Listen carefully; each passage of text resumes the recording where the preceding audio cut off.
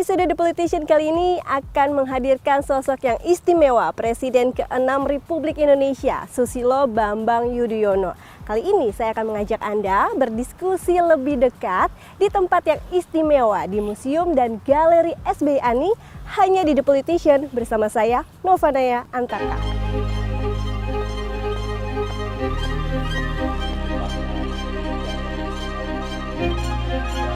Susilo Bambang Yudhoyono merupakan Presiden ke-6 RI yang menjabat selama 2 periode. Usai pensiun dan ditinggalkan istri tercinta, Ani Yudhoyono, Presiden yang akrab dipanggil SBY ini membangun Museum dan Galeri Seni SBY Ani di Pacitan, Jawa Timur.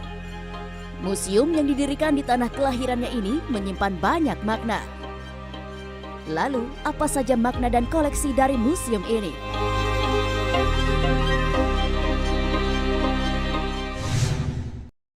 Halo Bapak, apa kabar? Baik, apa kabar Pak Naya? Sehat, Sehat? Pak? Sehat, Alhamdulillah. Pak, ini selain menjadi Ketua Dewan Pertimbangan, saya pengen tahu nih Pak, keseharian kegiatan Bapak apa aja? Kegiatan sehari-hari utamanya setelah istri tercinta Ibu Ani berpulang ke rahmatullah, pertama-tama saya mendirikan, melatih dan membina tim bola voli Lavani. Kemudian setelah itu saya melukis, belajar melukis. Di samping itu sekali-sekali saya masih menciptakan lagu, masih menulis, masih diundang untuk memberikan kuliah umum ataupun ceramah dalam dan luar negeri. Dan juga sekali-sekali, ini bukan sekali-sekali kalau ini, saya masih mengikuti perkembangan situasi baik di Indonesia maupun di luar negeri. Itulah keseharian saya selama 4 tahun ini yang saya lakukan utamanya di Cikeas, di Pacitan, ataupun di tempat-tempat yang lain. Pak, tadi menarik terkait Lavani nih Pak. Ya. Ini apa kiatnya bisa menjadi juara Proliga 2 tahun berturut-turut dari tahun 2002 ke 2023. Seperti apa Pak kiatnya? Ya, intinya tidak ada resep ajaib, tidak ada jalan pintas, kecuali bagaimana kita melatih dan membina mereka. Untuk diketahui oleh Mbak Naya, pemain Lavani itu dulu awalnya anak-anak SMA dan SMP dari berbagai wilayah Indonesia. Mereka tentu belum menjadi pemain yang populer, masih pemain lokal, tapi punya semangat, punya talenta untuk menjadi pemain yang baik. Oleh karena itulah setelah bertemu di Cikeas, kami asramakan, hakikatnya kita berlatih setiap hari. Saya katakan tadi tidak ada jalan pintas dan latihan kami ini sungguh fokus, intensif dan terus menerus. Apa yang kami latih dan bina? Pertama-tama adalah mental. Mentalnya harus mental membaca, disiplin, tidak mengenal menyerah. Apapun latihan yang diberikan kepada mereka. Mental itu segalanya. Yang kedua fisik. Mereka harus kuat. Baik muscle-nya sehingga bisa vertical jump dengan baik, bisa smash, bisa block, bisa main 5 set dengan kemampuan fisik itu. Yang ketiga baru skill. Dia harus menguasai tentu basic skill pemain volley, spike, serve, decking, semua harus dikuasai. Dan juga teamwork. Boleh secara perorangan bagus, tapi kalau teamworknya tidak bagus, tidak akan berjaya. Pak, ini namanya juga menarik, Lavani. Ya. Itu mengingatkan, kalau saya pasti Ya. Lavani, seperti apa Pak? Namanya bagus sekali Pak. Betul, itu dari kata-kata love Ani. Sayang Ibu Ani yang ya telah mendahului kita semua. Jadi saya abadikan di situ. Alhamdulillah Mbak berkah juga. Dan banyak juga yang timnas ya Pak ya di Sekarang Proliga, Alhamdulillah. menjadi timnas, tentu bangga semua, orang tuanya bangga, teman-temannya bangga. Oke. Pak, ini terkait museum Pak. Apa Ya. makna museum ini bagi Bapak? Iya, museum ini sebetulnya mengandung banyak makna, banyak arti ya. Pertama, ini saya gagas bersama Ani almarhumah setelah tidak menjadi presiden. Untuk apa? Ini sebagai pertanggungjawaban saya kepada rakyat Indonesia. Saya pernah memimpin mereka, diberikan mandat oleh mereka, dan di sini diabadikan. Tantangannya apa, capaiannya apa. Kalau di luar negeri disebut museum atau presidential museum, museum kepresidenan ada di sini. Sekali lagi pertanggungjawaban saya kepada rakyat Indonesia. Yang kedua, di sini juga diabadikan perjalanan hidup saya. Anak desa dari Pacitan, 30 tahun mengabdi di TNI, dan banyak sekali liku-liku kehidupan saya hingga menjadi presiden. Mungkin bisa menginspirasi generasi muda untuk menjadi pemimpin, untuk menjadi orang sukses dari manapun bisa, dari kota bisa, dari desa bisa, yang punya peluang, yang tidak punya, yang kurang mampu juga punya peluang, ini bisa dilihat di sini. Dan yang ketiga, yang tidak kalah pentingnya, ini dulu memang kami gagas awalnya berdua sama Ibu Ani di rumah sakit di Singapura. Gambarnya, isinya, dan sebagainya. Oleh karena itu, karena Ibu telah tiada, ini saya dedikasikan untuk almarhumah sebagai wujud cinta abadi saya, dan juga sekaligus apa yang kita gagas dulu oleh Allah diizinkan menjadi kenyataan. Luar biasa Pak. Pak, ini menarik, saya melihat dindingnya kiri kanan ada mural. Pak, bisa diceritain Pak muralnya tentang apa Pak? Ini menggambarkan sebetulnya yang bagian timur ya. Ini adalah perjalanan hidup saya dari Pacitan, SD, menjadi Taruna Akademi Militer, mengabdi di TNI, ke Bosnia, ketika ada krisis 1998 dan seterusnya, hingga terpilih menjadi presiden. Inilah the journey of my life, perjalanan hidup. Tentu di dalam akan dielaborasi. Nah, sedangkan yang satunya lagi, yang ini Mbak Naya, ini 10 tahun saya memimpin Indonesia. Saya peduli pada kerukunan, di antara identitas, Bhinneka Tunggal Ika penting sekali, harus kita jaga, kita rawat. Tentu ekonomi dan kesejahteraan menjadi penting, infrastruktur tidak kami lupakan, pendidikan dan kesehatan, menegakkan pemerintahan yang bersih, melawan terorisme, pertahanan, dan ketika mengalami bencana dari masa ke masa, dan Indonesia harus tampil di panggung internasional karena kita negara terbesar di ASEAN, kita juga anggota G20, sepatutnya kita mengibarkan merah putih di seluruh dunia. Inilah pada moral yang di sini dan juga dielaborasi di dalam. Berarti luar biasa ya Pak, ini dari perjalanan Bapak, kemudian ini pencapaian Bapak ya Pak sama ini. Hati kecil saya, Ibu Ani masih bersama saya dengan keluarga besar.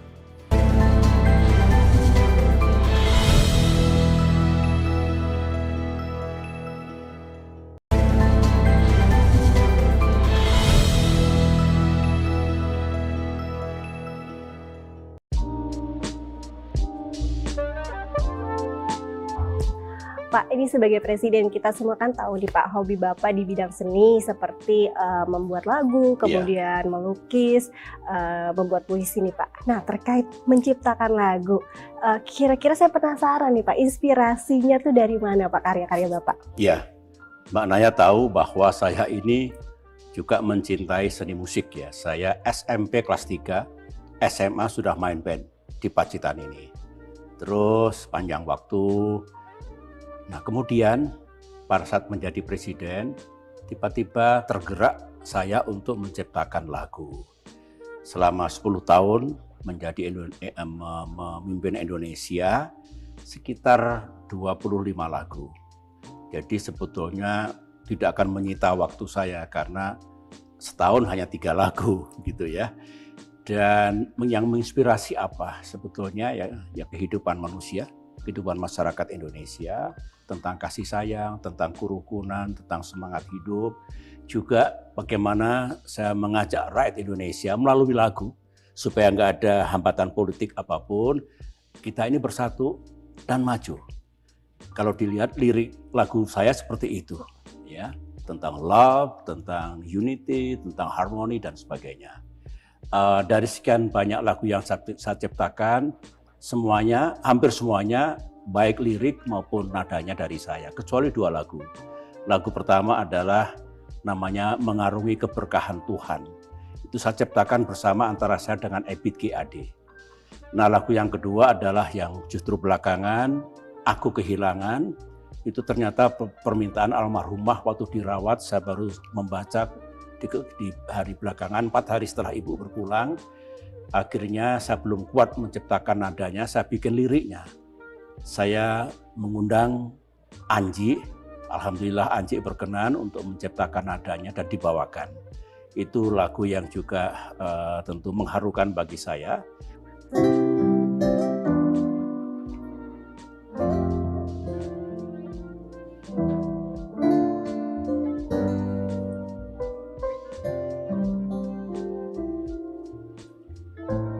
Semoga kau merasakan dalamnya cintaku, kekasih tambatan hati.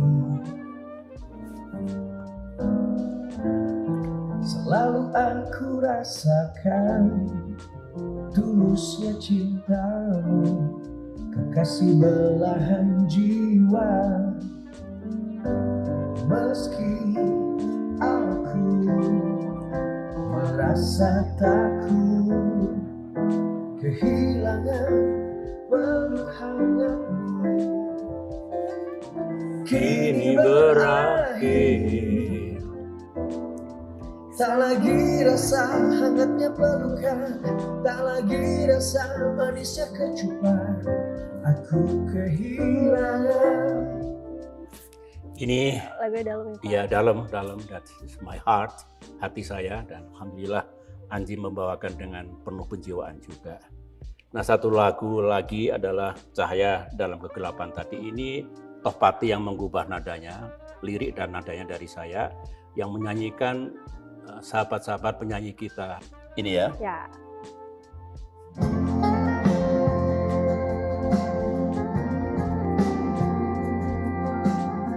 Berarti pas pandemi ya, Pak ya? Iya, pas pandemi. ini.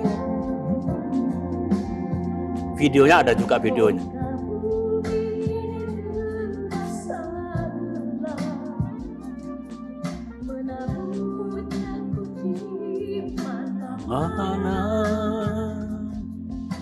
Hati gambar lanjutkan hidup, masihkah kulihat cahaya. Tentang cahaya ini, tentang harapan. Pak, terkait puisi, Bapak juga jago nih menulis puisi nih, Pak. Boleh tunjukin dong, Pak, karya-karya Bapak? Boleh. Oke. Tapi sebelumnya Mbak Naya, mungkin banyak yang tidak tahu saya ini menulis puisi sejak kelas 5 SD. SD di Pacitan ini. Dalam bahasa Indonesia dan dalam bahasa Jawa. Dan dimuat oleh majalah anak-anak waktu itu. Dan sepanjang perjalanan hidup saya, sekali-sekali saya masih menulis puisi. Tetapi memang ada 2 kumpulan puisi saya yang diabadikan dalam sebuah buku. Itu pertama, saya tulis sebelum saya menjadi presiden. Ini berjudul Taman Kehidupan. Ini juga manis, ada puisi-puisi yang menggugah hati. Nah, setelah saya memimpin Indonesia, di waktu-waktu senggang saya yang sangat sempit, saya masih menyempatkan juga untuk menulis puisi yang saya beri judul Membasuh Hati. Ini juga sarana komunikasi saya dengan rakyat kita. Jangan lupa kita membasuh hati, biar bersih, biar jernih, biar punya harapan yang baik untuk masa depan.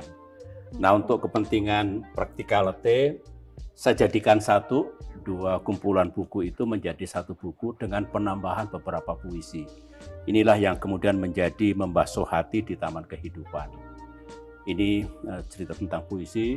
Sebagian penggalan puisi dipajang di sini sehingga pengunjung nanti bisa melihat contoh suara hati saya, ekspresi saya dalam bentuk puisi. Pak, itu indah dong, Pak, sama Ibu. Iya. Ingat nggak, Pak, itu momennya? Ini foto di Gunung Bromo di sana bersama almarhumah, dan saya juga tidak pernah melupakan ada kolaborasi saya dengan Ibu Ani yang menulis puisinya saya, tapi ilustrasinya itu hasil fotografi Ibu Ani. Jadi ini paduan di antara saya dan Ibu dalam dunia seni. Oke.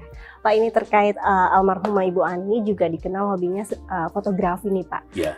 Masih simpen nggak sih Pak koleksi kamera-kamera Ibu? Masih kita coba Bisa ya, lihat Pak? sana Mbak Naya. Ini kebetulan ini foto atau kamera yang paling lama Canon yang memakai Ibu Ani dan saya dulu. Saya bertugas sebagai militer ke Timur Timur, terjun di mana-mana. Ini saya bawa. Nah setelah itu ketika menjadi ibu negara, Ibu Ani mengembangkan hobi lamanya, menggunakan kamera-kamera ini yang masih tersimpan secara rapi. Dan ini ada rompi Ibu Ani.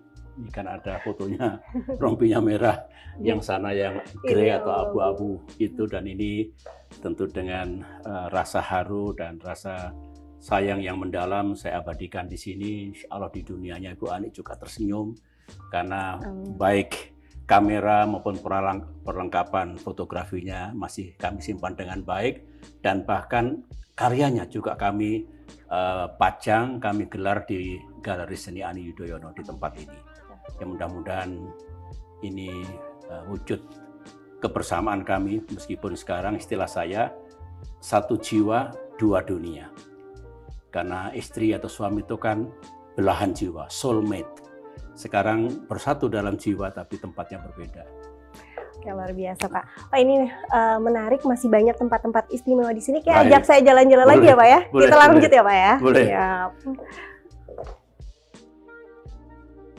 Pak, ini spotnya istimewa, bisa terasa hangat nih Pak. Bagaimana nih Bapak bisa menjaga keharmonisan dan Ibu Ani dengan putra-putra, kemudian menantu dan cucu-cucu, seperti apa Pak? Hati kecil saya, Ibu Ani masih bersama saya dengan keluarga besar. Yang saya pilih bersama Ibu Ani dulu adalah berangkat dari 3 semboyan yang kami anut dan jalankan bersama dalam sebuah keluarga, suami, istri, dan kemudian anak cucu. Pertama adalah love. Kalau dasarnya cinta kasih sayang, menghadapi masalah apapun insya Allah kita akan teguh. Nah yang kedua adalah care, saling peduli, saling menjaga. Yang ketiga share, saling berbagi pandangan, berbagi harapan dan semuanya. Memang sama-sama sibuk, saya sibuk, anak-anak sibuk, tetapi kalau secara kuantitatif tidak bisa sering bertemu, sekali bersama-sama kita pertahankan kualitatifnya. Kualitas pertemuan itu kembali untuk love, care, and share. Berarti nanti mau lihat lagi koleksi Bapak, tadi ada lukisan dan juga hasil jepretan Bu di sebelah sana ya Pak ya, nanti kita keliling lagi ya Pak? Boleh, ya. Oke, siap. Pemilu itu milik rakyat, bukan milik negara. Yang berdaulat rakyat.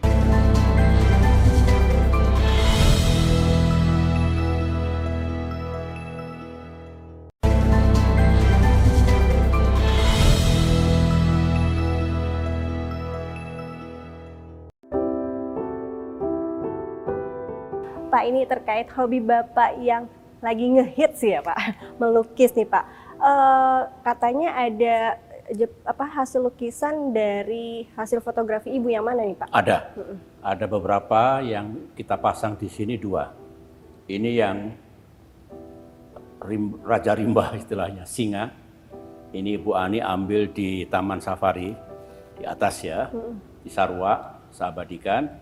Kemudian Ibu Ani pernah subuh-subuh menjelang matahari terbit mengabadikan rangkaian Gunung Bromo, Gunung Semeru, Gunung Tengger, juga saya lukis. Ada beberapa lagi hasil karya fotografi Ibu yang saya lukis. Terus katanya juga ada yang viral Pak. Viral, oke. Yang pertama kali itu Pak, yang heboh. Ini debur ombak di Pantai Pacitan. Mungkin baru 2 bulan saya melukis dan menarik perhatian publik karena kalau begitu Pak SBY ini ngelukis betulan ini. Dikira hanya ecek-ecek begitu. Ini sempat viral, ini viral juga Father and Son ini. Yang di sebelah sana Mbak Naya, ini juga The Great Grand Canyon ini juga viral, ditanggapi oleh orang-orang di luar negeri termasuk wartawan Reuters. Ya, ada beberapa. Nah ini saya ceritakan juga, ini lukisan-lukisan Yang saya lukis waktu saya menjalani perawatan medis di Rochester, Amerika Serikat. Dalam keadaan yang belum sehat, baru menjalani operasi besar, saya melukis beberapa lukisan ini. Artinya saya akan terus melukis karena membawa kedamaian dalam hati saya, membawa harapan untuk hari esok, dan sekaligus mengisi hari-hari berat saya dulu ketika ditinggal Ibu Ani. Oh, jadi penasaran, sebenarnya kapan sih Bapak mulai melukis dan ada berapa nih Pak totalnya? Ya, saya tepatnya ini hari baik tanggal 2 Mei tahun 2021, sehingga hari ini 2 tahun 3 bulan lah. Total lukisan sekitar 200, karena saya termasuk pelukis cepat. Kalau tidak terlalu besar ukurannya, 1 hari 1 lukisan. Kalau lebih besar bisa 2-3 hari. So, 2 tahun, alhamdulillah saya sudah menghasilkan sebanyak itu. Sebagian dipajang di museum atau galeri seni Ani Yudhoyono ini. Berarti cuma 3 hari ya Pak, sebesar itu ya Pak. Boleh Iya. Pak kapan-kapan ayah ntar diajarin lukis? Boleh, boleh. Pak, tertarik nih Pak terkait masa kecil Bapak. Saya juga pengen penasaran. Ada nggak sih Pak di sini Ada. spot yang menggambarkan masa Di kecil Bapak? lantai 1, itu Oke. termasuk awal masa remaja saya di Pacitan. Kita lihat di sana yuk. Langsung ke sana ya Pak Oke, ya. ayo. Pak, ini katanya dulu masih kecil kamarnya yang sempit nih Pak. Boleh tunjukin nggak sih Sempit Pak? sekali. Coba lihat Ini Pak. Mbak Naya ini. Ini replika dari kamar saya. Kamar aslinya masih ada sekitar 1,5 kilo dari sini. Ini tempat tidurnya kecil. Ada gitar, ada bola Ada voli, bola voli. ada jaket remaja zaman dulu, ada buku-buku komik yang menjadi bacaan saya. Ada poster The Beatles. Karena zaman dulu itu kalau dari dalam negeri itu Koes Plus yang populer, ada Rahmat Kartolo, Tutu Subarjo begitu. Kalau yang dari luar negeri The Beatles dan The Bee Gees. Oke. Dan anak-anak muda kan suka dulu. Jadi di Pacitan, kota kecil dulu saya pernah membawakan lagu-lagu Koes Plus dan lagu-lagu Beatles. Gitu. Pak, Betul. lanjut lagi nih Pak, ini banyak Iya, spot-spot kalau yang menarik Pak. ini foto ayahanda saya, ibunda saya, ini Pak D dan Bude saya. Ini sebetulnya kediaman Pak D Bude, dulu kepala desa. Ayah saya dan Ramil keliling terus, saya tidak mungkin ikut karena harus sekolah. 8 tahun di kamar tadi dan di rumah ini. Oke. Ini ya. Banyak berarti peninggalan yang menarik ya Pak ya. Iya. Ini sepeda ayah saya dulu.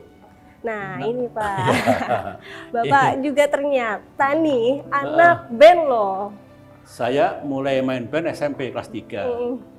SMA dan Akademi Militer sebentar. Ini teman-teman saya waktu manggung 17 Agustus dulu tahun 67 masih ada semua alhamdulillah. Ini Mbak Naya, ini bass gitar yang saya gunakan dulu. Ini ya Pak ya. Mulai tahun 64, 65, 66 sampai 68 ini bass gitarnya. Bapak yang mana ya? Yang mana ya? Yang ini. Benar ya Pak? Karena tahu ada bass dan Bassnya. Oke. Ini ada contoh-contoh Lagunya, lagu Pak. yang saya bawakan dan dibawakan teman-teman dulu. Salah satunya adalah Telaga Sunyi, sangat populer dulu, Koes Plus. Tentu ini rekaman belakangan, saya menyanyi, dibikin aransemennya oleh Rafiq Ali, musisi dari Trenggalek. Oke. Kalau kita dengarkan suasananya atau suaranya masih seperti tahun 60-an. Wah, langsung aja Aslinya nih kita gitu. coba kita dengarkan. Oke. Itu Pak. Berarti kita balik lagi ke 1967. Iya, 67. 1967. Pas 17 Agustus ya Pak ya? Waktu Iya. udah deket ini. Kala sang bulan purnama. Saya bikin vokal aja Pak. Sederhana sekali. Bersinar di atas telaga yang pernah patah hati. Sederhana, indah. Indah. Dan suara Bapak masih bagus loh Pak. Thank you. Luar biasa. Bunuh diri. Oke, nanti kita lanjut lagi Pak, lihat spot-spot menarik di sini. Pak, ini di tahun politik, seperti apa nih Pak pandangan Pak SBY terhadap pemilu 2024? Iya, pemilu itu milik rakyat, bukan milik negara. Yang berdaulat rakyat. Oleh karena itu, negara harus memberikan kemudahan, memfasilitasi hakikatnya agar rakyat bisa menggunakan haknya, hak untuk memilih dan hak untuk dipilih. Negara memberikan ruang secara adil. Nah, saya yakin rakyat Indonesia itu ingin pemilunya damai. Saya setuju dengan itu semua. Agar damai, sekali lagi, ya berikan ruang yang adil kepada semua dan kemudian betul-betul dilaksanakan secara jujur dan adil, free, fair, and democratic. Nah, kalau sudah begitu, siapapun yang terpilih nanti akan diterima oleh rakyat Indonesia. Pak, ini nama Mas AHY digadang-gadang masuk ke bursa bakal cawapres. Seperti apa tanggapan dari Bapak? Sebagai orang tua, saya mendoakan agar AHY dalam perjuangannya dikabulkan oleh Allah.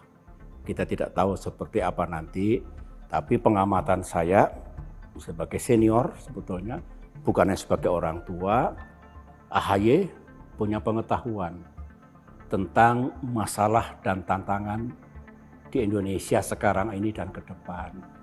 AHY punya visi dan punya solusi. Dan dia juga punya karakter dan kemampuan untuk memimpin Indonesia. Oleh karena itu, menurut saya sah-sah saja kalau dia juga punya harapan, siapa tahu ditakdirkan oleh Allah menjadi calon wakil presiden nantinya. Kita serahkan kepada sejarah dan takdir Allah. Oke, berarti sebagai senior dan juga orang tua mensupport begitu ya Pak ya? Mendoakan. Oke, Pak, ini apa pesan dan juga harapan Bapak sebagai Presiden Republik Indonesia ke-6 bagi bangsa Indonesia, apalagi kita juga mendekati 17 Agustus, momentum yang paling berharga juga untuk tanah air. Kalau setiap generasi, setiap pemerintah, setiap pemimpin mewujudkan tujuan dan cita-cita kemerdekaan itu, berarti bangsa kita akan makin maju di masa depan. Jadi harapan saya kepada para pemimpin mendatang, bikin Indonesia makin maju. Agar maju, manusianya, masyarakatnya makin cerdas, peradabannya makin tinggi, unggul. Sehingga itu akan membuat bagaimanapun Indonesia betul-betul akan maju.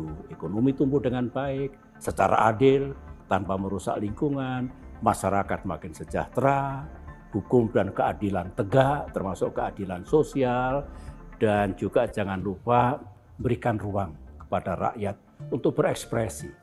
Itulah demokrasi. Pak, terima kasih banyak. Terima kasih kembali. Secara pribadi terhormat bisa diberikan waktu untuk berdiskusi lebih dekat dan juga tim CNN. Semoga tadi harapan dan juga cita-cita Bapak terwujud dan tentunya sehat selalu ya Pak. Terima kasih banyak atas waktunya Bapak. Terima kasih. Sehat dan sukses selalu. Amin.